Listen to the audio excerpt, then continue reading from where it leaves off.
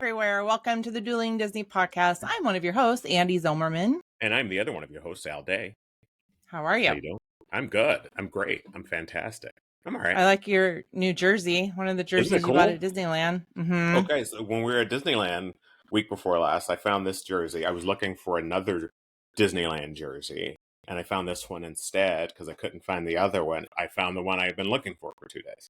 So now I have this one and a cool Disneyland one. And then I went on a whole search and found out there's a whole series of these that have been going on for a couple of years that I had no idea about. Really? I didn't know that either. There's a couple of Disneyland ones. When I saw this one, I was like, oh, I wonder if they have one for each of the lands. But I haven't seen that. I've seen this one. This is the only land-based one, and then I've seen a bunch of ones that are like Disneyland. Okay. But I've only found the old ones on eBay and not in my size. Okay. Sorry about that. Yeah, what are you gonna do? And here's the weird thing: they're in the park, but they're not on the Disney store app. Yeah, which isn't out of the ordinary, but No, that's true. Yeah, did you have a good Disney week? I know it was 4th of July week and things. What was your and for good Disney week? Listeners of this podcast who pay attention to me, which has got to be nobody, I finally found a movie that I've been upset isn't on Disney Plus. I found it on 4th of July. iTunes, which I don't think is called iTunes anymore, but I don't care. Finally, I found Follow Me Boys digital, and me and my brother watched it on 4th of July. And I just forgotten. This is probably why I've been so obsessed with finding. My brother was like, "Oh my God, Mom used to love this movie." And so we watched it, and it was everything that you wanted it to be, with a young Kurt Russell and Fred MacMurray. And it's weird. As I was watching it, I was like, you know what's so strange? The movie Mr. Holland's Opus is this exact plot. Really? Almost the exact plot. A series of vignettes from different periods of this guy's life and how he impacted this community. And at the end of the movie, everybody he impacted comes back when he reluctantly has to no longer be the person in his community that he had been. Oh my gosh! It's literally the exact plot. I don't Fred remember. MacMurray doesn't almost sleep with a teenager. That doesn't happen. I don't remember even Mr. Holland's Opus. I think I saw it in the theater once, and then it went out of my brain. Don't remember anything about it other than it had to do with music. He was a music teacher, right? Teacher. He was a reluctant music teacher, and then he kept saying he was going to leave, and then 30 years later, he was still a music teacher, and he had impacted the lives of generations of people. Yeah, I do remember that vaguely. Okay. It's like it literally, if you watch Follow Me Boys and then watch Mr. Holland's Opus, you're like, this is the same movie. That's hilarious. Yeah. That's funny. All right. So did you buy it on iTunes? Yeah, then? It was like $5 on iTunes. And then after I literally clicked the buy for $5 button, and then I was like, well, wait a minute. If it's on iTunes, maybe that means it's on Disney Plus, and I didn't have to buy it. And so I went and checked Disney Plus, and it's still not on Disney Plus. Okay. So, I don't know if it's a licensing thing because it's based on a book. I don't know. There's a couple things. Yeah. There's a couple things that still aren't there, and who knows why. Yeah, I don't know. Disney's full of mystery. To spend the 4th of July, and it's all about, for people who don't know it, it's about this guy played by Fred MacMurray who finds himself in a small town and decides to stay and take over the local scout troop as a scoutmaster, and just helps generations of boys as Boy Scouts. And it's exactly a 1950s, 60s era Disney movie starring Fred MacMurray. Whatever you think that means, that is exactly what this movie is. Yeah, there are a few of them. Yeah. And more than a few. Love them so much. Good. So much. How good. It was good. I put this reel on our Instagram, but I'm a big sucker for Happy Planner planners that come every year. And then a couple years ago, they opened their Disney line, which I really love. But this year, I start in July now because I go through the teacher calendar year with my planners. And so I got one, and I got this Bambi one. That's really cool.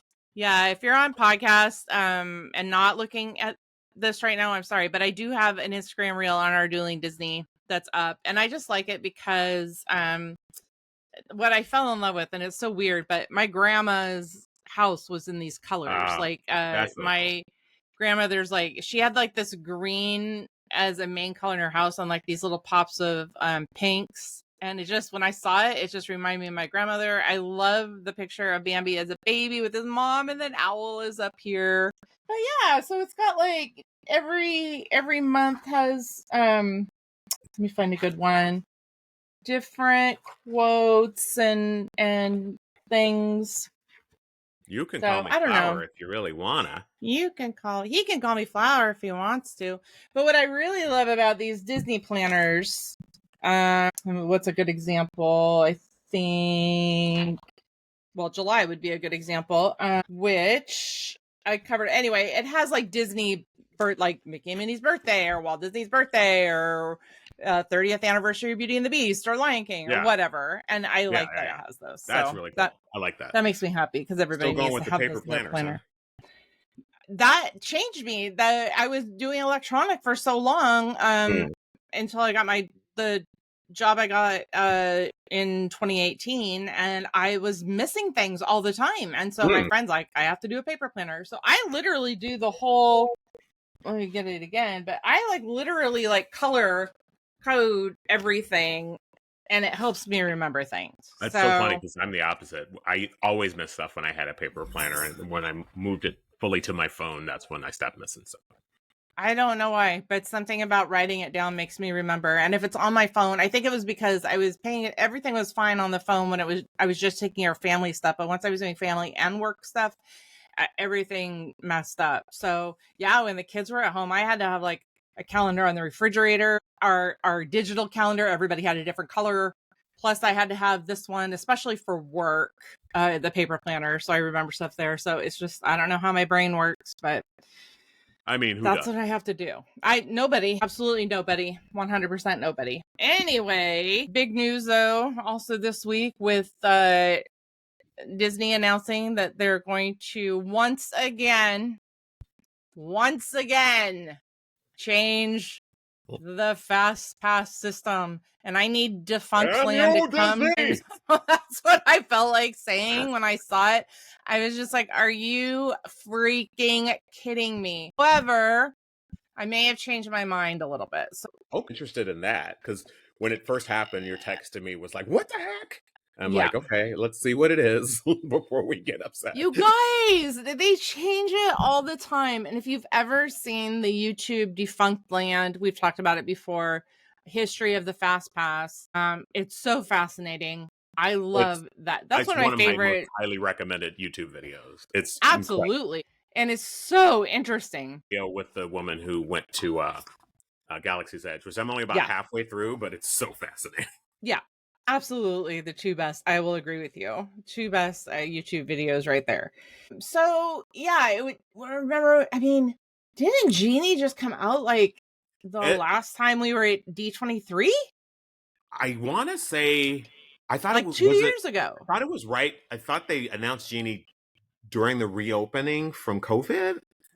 It hasn't been very long Uh, either way. It hasn't been as long as the Fast Pass originally existed.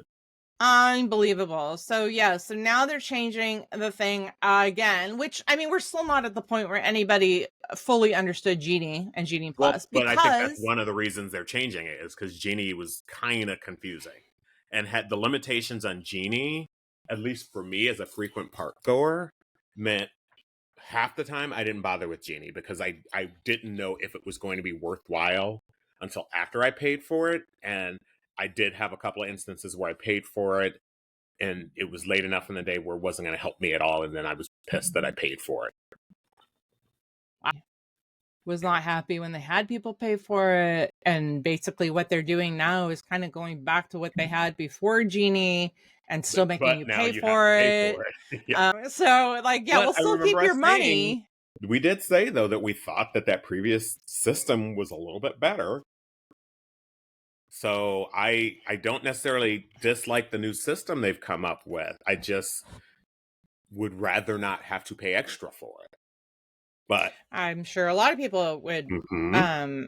like to not pay extra for it. And so if just by chance you've been under the Disney rock and you have no idea what's going on, Disney is changing their Genie Plus system once again. They're changing it. It's going to be called the multi-pass lightning lane, and they're keeping the individual lightning lane. That was a big source of confusion for people using the Genie Plus. Is have the Genie Plus. Oh, and you can buy this individual lightning lane, which and is even when you were on each Genie ride. Plus, figuring out how to. Okay, but I bought it, but did I buy the lightning lane and which ride? It was just very confusing. Right. People didn't know. So yeah, the thing is everything. So there's, again, this is where It's I still get not a little simple. bit, it's not simple, and it's different again with world and land. And Sure. It's one thing if you're going to do something different, but don't call things the same thing and have them Right. work completely different. Right.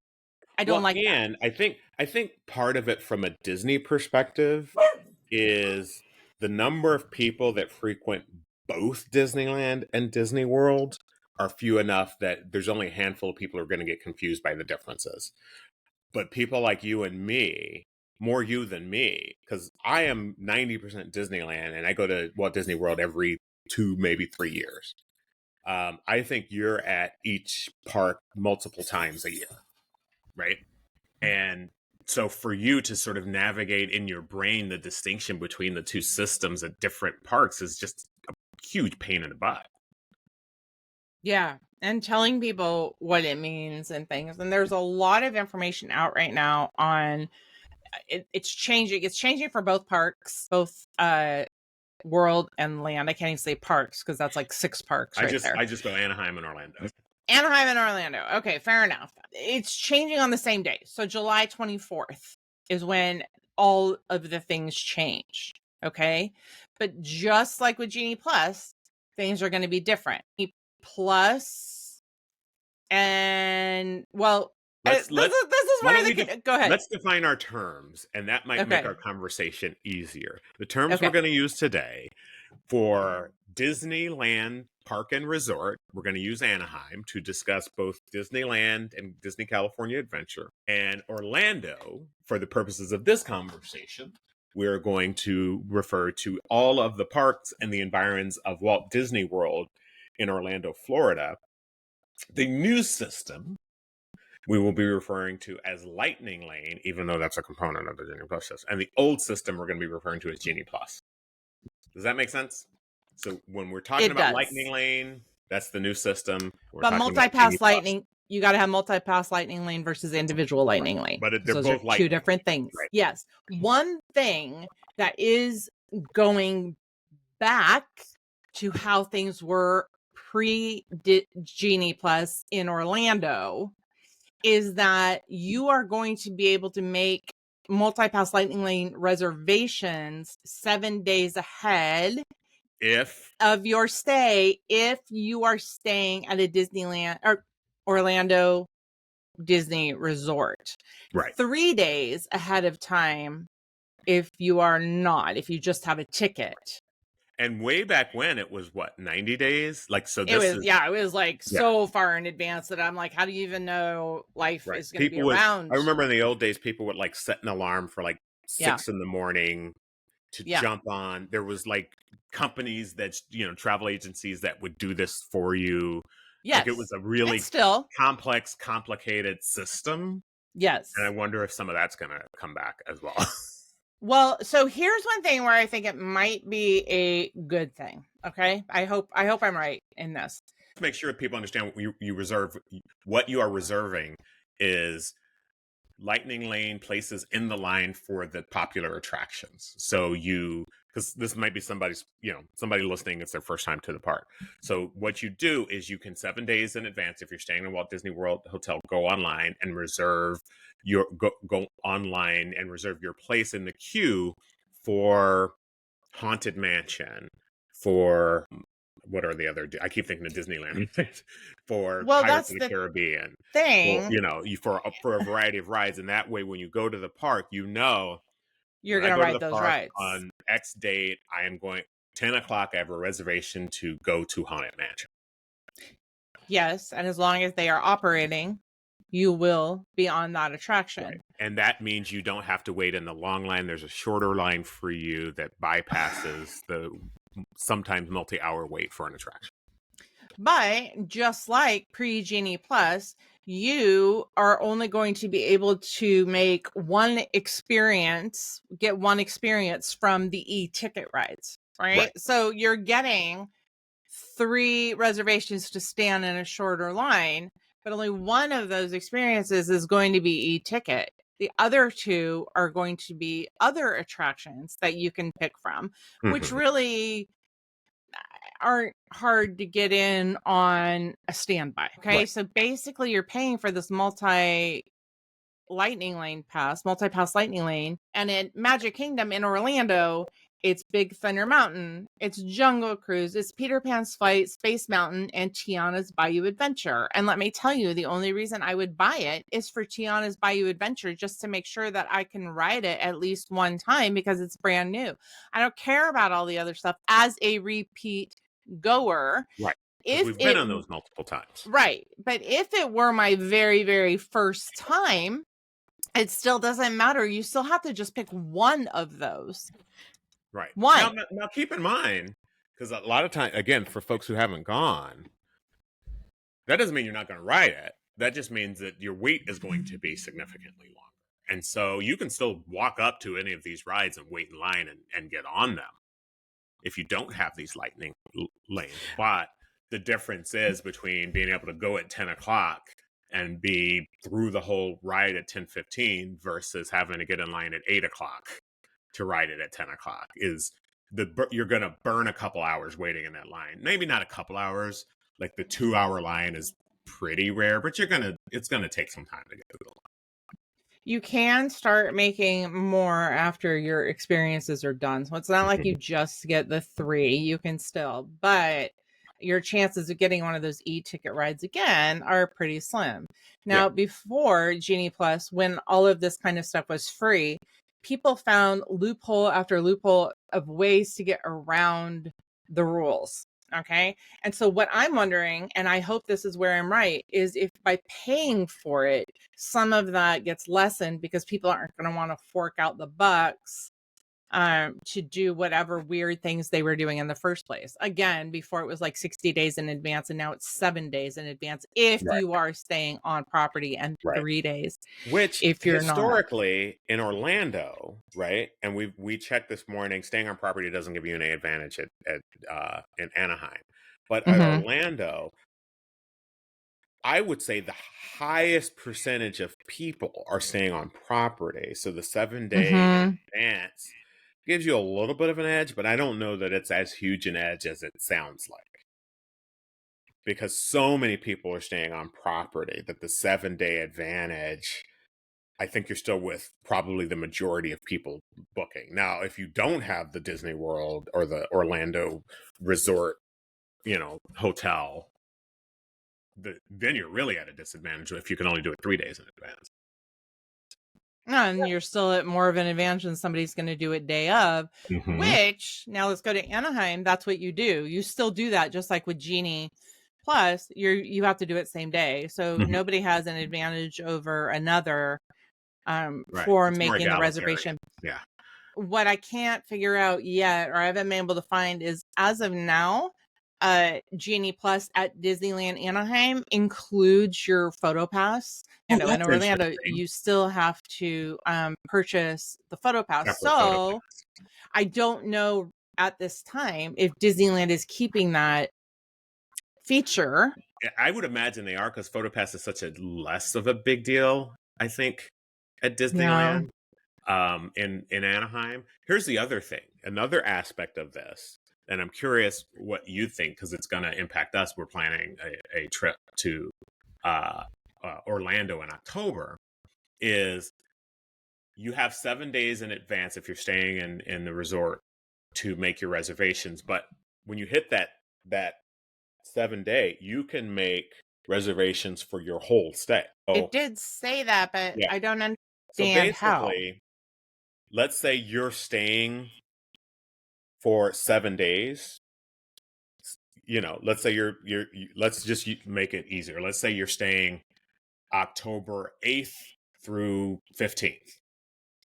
October 1st or September 30 days, September 30th, you can get on and make your reservations. But you can make your reservations not only since we're going as a group, when you all make your reservations 7 days before yours, if I'm not arriving for a couple of days, can you also make my reservations, or will we have to wait a couple of days, at which point we're not going to be able to get the same reservation?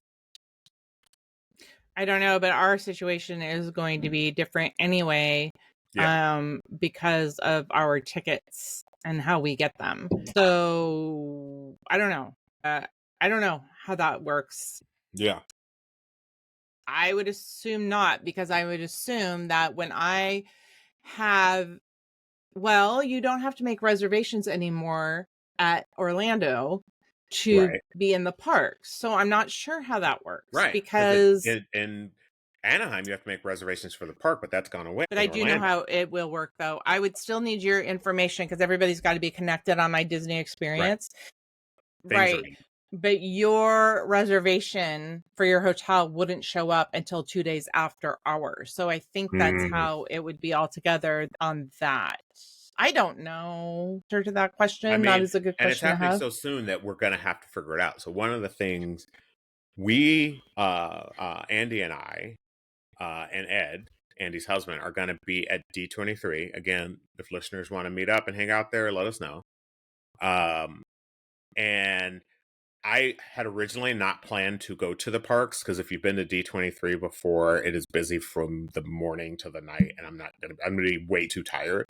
But I kind of want to at least go to the park for an hour because I want to test out this system before we get to Orlando in October. So I got to figure out whether or not I'm going to have time. But the only time I'm going to have is going to be Saturday, when that's like the busiest day at D23. So I don't know how I'm going to work it out. The only thing I can think of is if I can go early in the morning before the convention starts. But the convention starts at 9. So I'm probably going to, if I want to do it, I'll probably have to rope drop Saturday morning. And the only reason I would go over there would be to test the system. So I don't know. And it's easier for me to do it than you because I have a magic key. So it's not going to cost me anything. That sounds like more energy than I have to spend on something like that. I will tell you, though, that when you make your Magic Plus, Magic Key? Pass, multi-pass lightning lane. As of now, there aren't the separate at Disneyland. There aren't the separate e-ticket rides and the rest of the rides. Right. They're all together. All the rides are together, and the only thing that's separate is your individual lightning lane, which no matter what you do, you're going to have to pay extra for. Right. Anyway, if you decide to use that. So whereas Magic Kingdom had all of those rules, Disneyland Park in Anaheim, you don't have those separate ones. And the only big ride that you have to pay more for is Rise of the Resistance in Disneyland Park. I think California Adventure is only Radiator Springs Racers, right? That you need to pay extra for, and the rest are all combined. Open for years, and it's still a massively long line. Breaks down all the time. Yeah, that's true. Now there's the single pass lightning lane at Disney World. There's 5 rides, right? Now let me see if I get them right. There's Tron, at Magic Kingdom. Well, at the 4 parks in Orlando. There's single lightning lane at Tron, Guardians of the Galaxy, Mission or Rewind, whatever that is, because those are both at Epcot, right?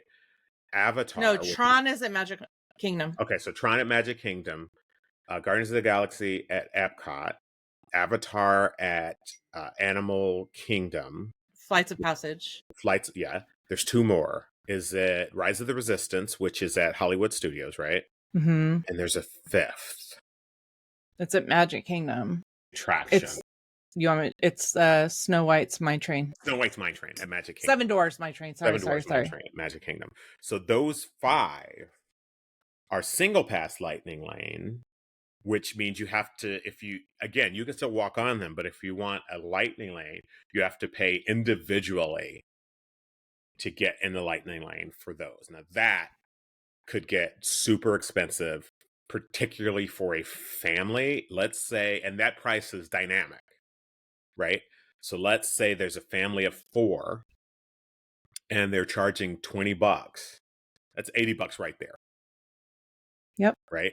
For one attraction to go Lightning Lane. The $200 ticket you already paid that day. Exactly. And that is really, I mean, it's one of the few things that as a single or solo rider, I think that is, for me by myself, like, to do $20 is all right. I can do it, like if it's once a day or whatever. But if I had a family, oh, that's so much money. That is so much but money. people do it, and people are like, you know what? I paid $200 a ticket anyway. What's $300 a ticket, right? Every day, so it's $300 a day or whatever instead of $200 a day. I'm making that up.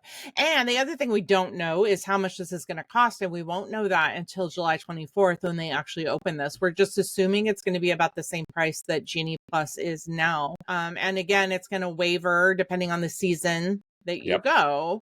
And I'm noticing too, that's one of the few unknowns. We don't know the photo pass. We don't know the cost. Right.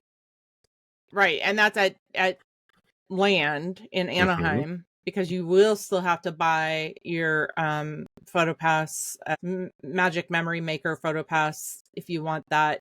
Although, watch this. Here's another except you will get your ride photos with the multi-pass Lightning Lane. So not like your random photos of just like, hey, here's Mickey, but you will get your ride photos. Okay, that at least is good. I guess. I mean, the ride photos are they might as well give the you photos that I'm least interested in. Right, me too. Yeah, so I don't know. It'll be interesting to see. I just looking at some of the parks in Orlando, and I said about the e-ticket ride, you can only pick one e-ticket ride. But then I'm noticing that there are no e-ticket rides for multi-pass Lightning Lane at Animal Kingdom. You've only got your group of rides and attractions, and then you have the individual Lightning Lane for the passage. So I mean, I have a ton of questions about this. One of the other questions is, and you may know this, that I don't. So for like shows like Fantasmic, which I think used to have Genie Plus or Lightning Lane or FastPass access in Orlando. Am I mistaken about that? I thought they did. Is that going to be a part of? I'm going to see right now. I will tell you. Hollywood Studios, it is there, because it is not an option at Disneyland. It does not look like an option. It is not an option at Disney's Hollywood Studios in Orlando, which is interesting because other shows are like Beauty and the Beast Live on Stage and Indiana Jones Epic Stunt Spectacular. That's fascinating to me. Mm-hmm. And I wonder if it's because maybe they're only doing the Fantasmic FastPass, if you will, through the dining package option. Interesting. So not through Lightning Land. So you have to get dining package to do that. They've been doing that for a while. Right. And that might be the same with Disneyland too, right? Yeah. You just did that, but changed it to World of Color. Right. Well, here's my question. And this is a question I think you're uniquely situated to answer. Everybody was upset when FastPass went away and we went to Genie Plus. I get that. But I do remember one of the things that your planning for a trip to Orlando was always like a very intense period of time, right? All the pre-planning and the 90 days, you really like went all in on it and made sure everything happened. And then we went to Genie Plus. You just couldn't do that anymore. So you stopped doing it. And was that ultimately less stressful for you than it used to be? And B, does this now increase the stress on your planning, knowing that this is coming? That's a good question. I don't know the answer yet.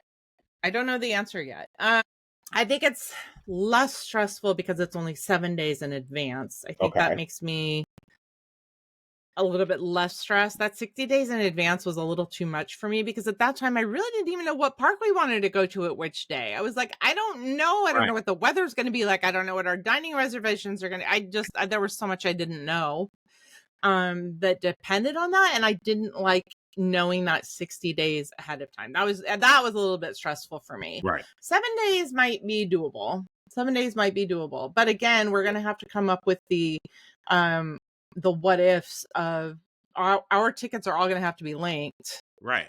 And how is this going to work for us? So that'll be interesting to That's see my question. too. Like, is it one of those things where, because I'm not sure exactly how, like, the verification works, right? So I get there on the 20th. You guys get there what date? Right now, just on the 19th. We might change it. Okay. But So do you need to, like, phony add me to your reservation for the 19th? yeah, You know what I maybe. mean? Even though I'm Mm-hmm. not technically there, so that we can make Yeah. our reservations. I don't know. And I don't like gaming systems, but I also, that could really screw up. That's a good point. And I can't imagine we're the only people. I would imagine like multiple families who are taking like Yeah. trips aren't going to Mm-hmm. arrive on the exact same day all the time. Pass. So Right. my thought is that kind of makes it easier for me to just But be there's like, still like Tron and Guardians of the Galaxy yeah, Cosmic Rewind. Those are still on virtual queue as well. right, So you can still at 7 o'clock in the morning or 1 o'clock PM, you can still go into the virtual queue and see if you get it. And I'm guessing chances are better than not because they're both old enough now, but by the time we right, get there in October, it's not going to be as dire for right, people. I mean, it's still very popular, but we've always been able to get in the past. We've never missed. We've always been on it. So I don't see a reason why we shouldn't be able to get on it with just virtual queue. It'll be interesting. One of the things I'm even talking about or thinking about is asking you, like, you get there on the 20th. That's a mm-hmm. Sunday. What time Yeah. do you get in? I was just looking at it. I think like 4. I land in Orlando. Okay, so like give me an hour or two to get from the airport to the hotel. no park that day, right? I mean, it doesn't make sense for me Right. to like, well, I mean, because how our tickets are going, unless you all want to go through all that trouble, it seems like it seems like a lot of trouble to like meet up with you and sign me into a park and all that kind of stuff. That just seems silly. Sorry, I have to do a admin thing right now. Are you hearing a ding or is that Yeah, I'm on my sorry. side? That's my texting is blowing up. Oh Hold my on. gosh, listeners, can you believe that? He I'm a actually wants very us to popular hear. person. I cannot believe that. I'm an Unbelievable. incredibly popular I'm human like, being. I don't I'm know how to so explain it popular. other than, you know, Do not disturb, man. We're on a podcast. I forgot to put do not disturb on. And look, is it attractive women texting me left and right? No, Sure. it's not. It's not. Okay, anyway, so yeah, in the virtual queue, I don't know what we're gonna do. It's gonna be interesting. I'm wondering and glad that this is gonna be going on for a couple months before we go there so that we can see how people are going to work it out. Now, on a personal note to Disney, this all seems a little chaotic. And I don't know if it's COVID that turned everything into chaos, but it seems like things aren't being well thought out. Am I wrong? What do you think? No, I don't know. 100%. But I mean, if you think about it, it starts with, hey, we're going to change the Disney president. Oh, he's not doing a really good job. Let's change it back to the previous guy. But I mean, it has been chaotic. I think Poorly thought out. Yeah. What used to be like a tight run machine, like it seems like the right hand doesn't know what the left hand is doing half the time these days, right? And don't get me wrong, it's still going to see the movies and I'm going to go to the parks, but there's been a little. If I was a Disney shareholder, I'd be like, okay, get it together. It just seems weird. It just seems like, and mind you, Disney's gone through bad times, like a lot of bad times, bankruptcy almost, and getting rid of the animation department almost, and bad times. So maybe we're just like in one of those right now, right? And maybe you need to like go through one of those to get your next Michael Eisner or get your next Bob Iger. Who is the next person going to be? It wasn't Bob Chapek. And you know, a lot of those decisions too that we blame Chapek for were Bob Iger's decisions before he left, and Chapek just sort of carried him out. But like the world situation has impact, like all the political stuff in Florida. Like, how do you even who prepared for that, right? The Anaheim Park development changes. I was watching a video this week about how many times that changed over the last 10 years, the sort of, you know, Disneyland 3.0 or whatever they're calling it, Disney Future Forward, Disneyland Forward, like that changed so many times. I think that maybe it also could be that the level of control we expect this corporation to have over their assets at the size they are now might be impossible. I mean, think about it. Was it more over 10 years ago? There was no Lucasfilm, there was no Marvel, there was no 20th Century Fox. Look, those were all massive individualized companies that are now a part of an even larger massive individualized company. And how can you have, like, you know, 20 years ago the control was the parks and the studios. That's what Disney had. Yeah. Right? The parks and the studios, and then the cruise lines. Now it's 4 studios. 5. I forgot about Pixar, right? It's more theme parks. It's a major cruise line. It's Alani, political weirdness in Florida and Anaheim, right? It's a whole DVC that's been around for like 30 years, but the DVC component getting bigger and bigger, right? Yeah. So I'm kind of not surprised that this stuff happens, but at the same time, I also think, and I've long felt, that Disney has a higher level of scrutiny than other companies because it's Disney. I think they do. Warner Brothers has been screwed up forever, but I'm not paying attention. Right? No. I mean, I'm paying a little bit of attention because I'm a DC fan, but in general, right?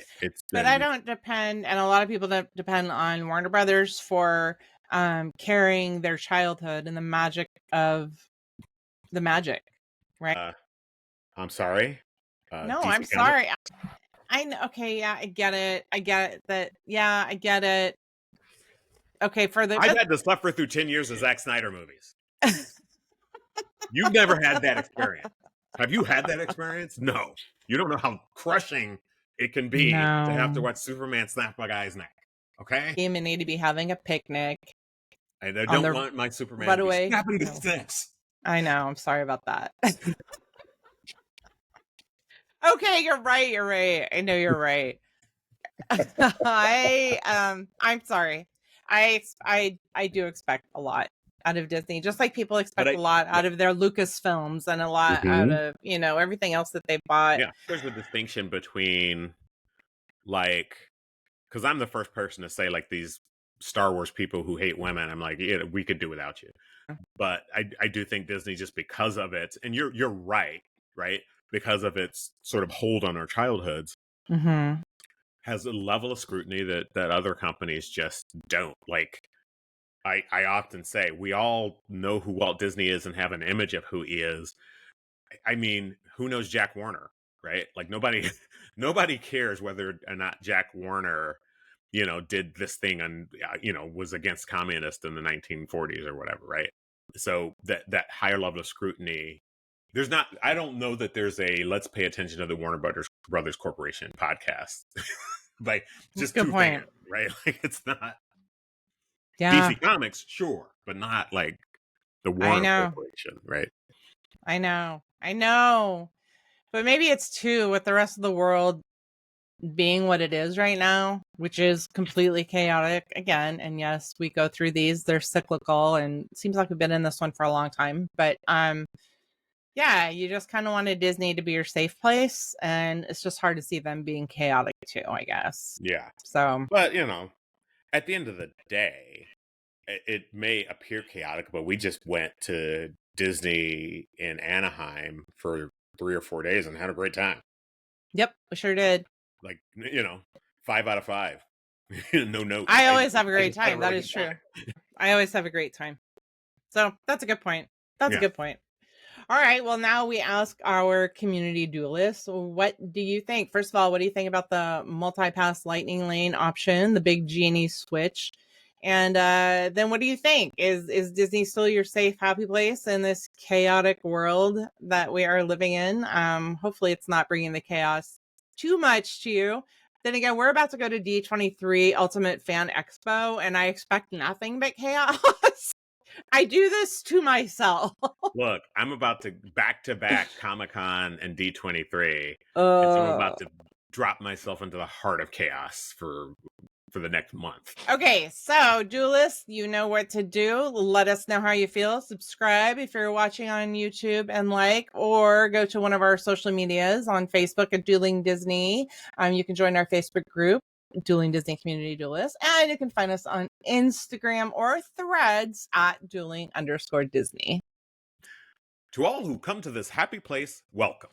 Dueling Disney is your podcast. Here, age relives fond memories of the past, and here youth may savor the challenge and promise of the future. Dueling Disney is dedicated to the ideals, the dreams, and the hard facts that have created America, with hope that it will be a source of joy and inspiration to all the world.